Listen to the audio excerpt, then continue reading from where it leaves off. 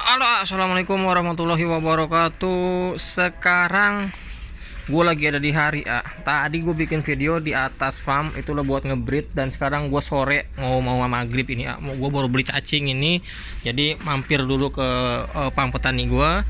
Dan ini kita lagi ngecek A, jadi ngontrol lah istilah kata.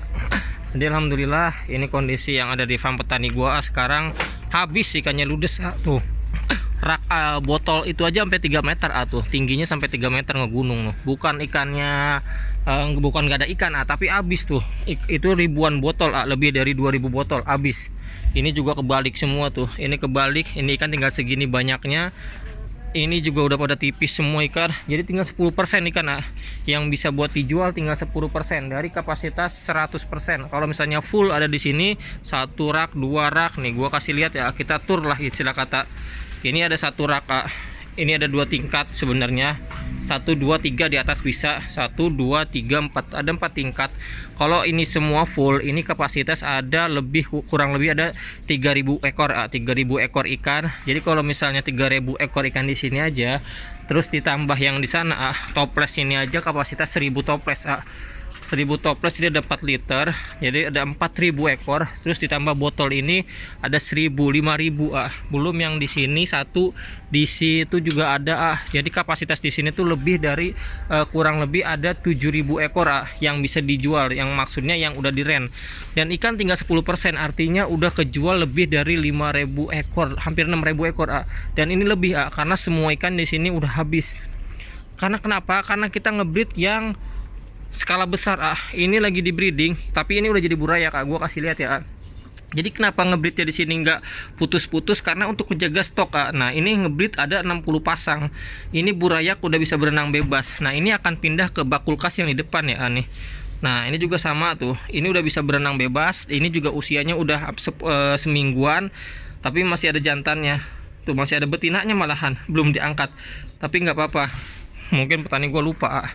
Nah ini juga sama tuh, padat ini tuh padat ini. Nah ini nanti pindah ke bak kulkas, jadi media bak kulkas itu bagus karena dia lebih besar medianya. Jadi semakin besar tempatnya, semakin cepat ikan itu tumbuh ya. Dan ini ngebreednya itu di bak bulat. Jadi kalau di rumah gue pakai bak ini buat pembesaran, kalau di sini buat ngebreednya aja. Nanti di sini diserok tuh. Ini semua pakai kutu air. Jadi kalau misalnya ditanya ini pakannya apa, kutu air dari usia 3 hari pakai kutu air sampai dia besar. Kalau pokoknya sampai ikan panen pun pakai kutu air, kalau kutu airnya banyak, kalau kutu airnya mencukupi. Tapi kalau nggak ada, usia 1 bulan udah dikasih cacing sutra. Jadi tergantung stok kutu air dan juga di alam karena kalau petani gue nyarok di alam. Kalau gue sendiri alhamdulillah ada empang yang bisa buat tambahan kutu air. Nah ini cacingnya dia baru beli 5 liter, tinggal segini, tinggal berapa, paling tinggal 2 liter doang nih dan memang di sini paling banyak ikannya dan ini pun alhamdulillah udah mulai kosong. Jadi nanti ikan bakalan naik di Januari, ada 30 lubuk ini juga sama lagi ngebreed ini tuh, gokil ngebreednya banyak banget saking ngebreed saking banyaknya ini ikan. Ini total ada 60 pasang yang lagi di breeding. Di farm gua tadi ngebreed cuman 12 pasang. Ini ngebreed 60 pasang lebih. Jadi bisa dibayangkan sebulan ini di sini kita produksi 200 pasang lebih ya. Jadi minimal 200 pasang lebih yang dicetak di sini untuk menjaga stok. Jadi biar nggak kosong. Nah, seperti ini semua ikan di sini udah habis terjual. Jadi alhamdulillah closingan di farm petani gue ini cukup memuaskan. Dari pertama rekanan sampai sekarang udah 1 tahunan. Dan ini yang paling tinggi persentase panennya dan juga persentase pendapatannya. Jadi alhamdulillah ini memuaskan bisa dibilang alhamdulillah. Nah ini salah satu farm petani gue ya, dan alhamdulillah kita berjalan 1 tahun lancar. Jadi kalau farm petani gue ini, petani gue sendiri cuman buat ngebreed aja nah nanti kalau panen sebagian ke gue semua masuknya tapi ada juga yang dikasih ke yang lain juga, tapi utamakan ke gue dulu. Jadi kita udah akad di awal dan alhamdulillah petani sama gue berjalan dengan baik. Kalau kita ada miss atau sedikit kita langsung selesain jadi kayak gitu. Nah buat kalian contoh seperti ini ini kalau bisa dibilang skala usaha ikan cupang yang besar ya, karena ini nyetaknya itu bukan kecil 200 pasang lebih minimal, dan ini udah bisa ngasilin pendapatan dari petani gua aja 2 digit, lebih dari 20 juta sebulan.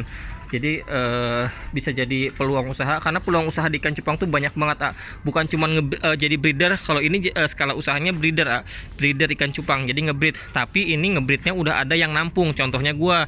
Jadi petani nggak pusing. Jadi kalau misalnya kalian ngebreed cupang, kalau misalnya skala besar, gua saranin kalian rekanan dulu sama seller. Jadi ketika panen besar udah ada yang nampung seperti itu. Jadi nggak pusing kalian kelimpungan.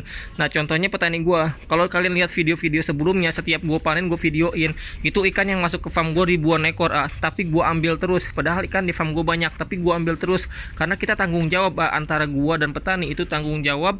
Dan juga gue pastiin ikan yang panen pasti gue ambil kayak gitu. Nah ini yang disebut berjalannya sesuai dengan awal lah proses kayak gitu.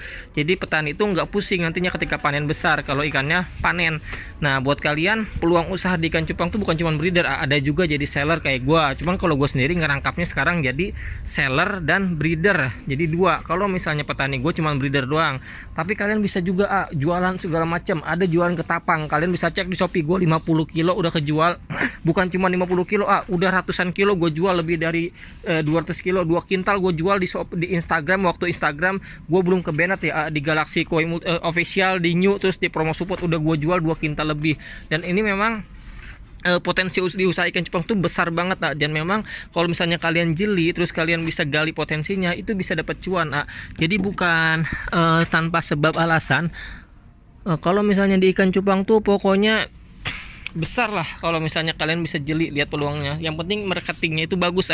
Maksudnya cara penjualannya, trik marketingnya, terus kalian bisa belajarin lebih baik lagi, pasti bisa dapetin hasil seperti itu. Nah ini bisa kalian contoh, bisa kalian ambil sisi positifnya. Kalau misalnya peluang di usaha ikan cupang tuh masih sangat besar potensinya, masih sangat menjanjikan, dan ini bisa jadi peluang lah buat kalian.